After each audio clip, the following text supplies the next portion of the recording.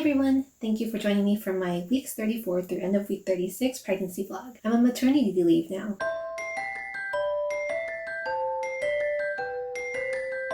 So last video I mentioned that I'd give you a little sneak peek on the nursery. Here's a little bit of footage on what it looks like right now. It's still a little bit messy because number one, we learned that the baby should sleep with the parents for the first 6 months. And number two, we aren't going to be in this house when the baby is born. So currently we live with my parents, but we decided to spend the first 4 to 6 weeks at Mike's mom's house. This house is also currently really messy because prior to setting up this nursery, we switched our floors out from carpet to hardwood floors. When we were doing that, we had to move out furniture and stuff from 3 different rooms, which went all into the living rooms and garage and kitchen and everything. And then now we're actually remodeling our kitchen, so all of that stuff is moved about everywhere around the house as well. So it's really messy here. I was also planning to make some paintings on canvases for the nursery, but at this point, since we're not going to be in here for a while, then I kind of just put it off. So this past week I noticed that depression has been sinking in for both Mike and I. He hasn't said anything to me yet, but I do notice some signs. Like, he used to really love cooking, but lately he hasn't really enjoyed it so much. He'll defrost food because he feels like he has to cook for me, and then the food will just sit in the fridge for days and days. He'll keep putting it off, and I'll keep reminding him, hey, are you gonna cook? Are you gonna use this? And eventually the food just spoils. We've just been eating out a lot, and lately his mind is just set on playing Fire Emblem, so he's not really here. And same with me. This past week I've just been binging Netflix all week. I finished the new seasons of Sugar Rush, Orange is the New Black, Queer Eye, and Working Moms. And normally when I'm okay, I usually just watch Netflix while I'm eating versus watching it all day long. But also because since the construction is going on, I'm the only person home watching them work. It's really distracting with all the noise, and I can't really focus on doing my UX homework either. And I've been putting that off. I was supposed to finish the course last week, and I only have 7 assignments left, but I haven't done it yet. I just keep making excuses for myself and procrastinating. I was able to enroll in the childbirth class, the one that's 5 hours long. We actually enrolled in the Santa Clara Kaiser, which is where we hope to deliver our baby. And we also did attend the postpartum class, and I went to the breastfeeding class alone. I feel like most of the information from those classes I already knew, just reading from Google or the What to Expect book. But I did find the few minutes that we spent practicing to be helpful. Like in the breastfeeding class, we practiced how to hold the baby in different ways, like the football or the cradle or the cross cradle, whatever. In the childbirth class, we practiced different positions on the yoga ball, or they call it the birthing ball. And one thing I found interesting in the childbirth class was that we actually practiced having contractions. So moms had to hold a handful of ice for a minute long to symbolize a contraction, and the partners would have to practice different breathing techniques with us and different massages so that we can kind of distract ourselves from the contraction. And so one thing I did learn about myself is that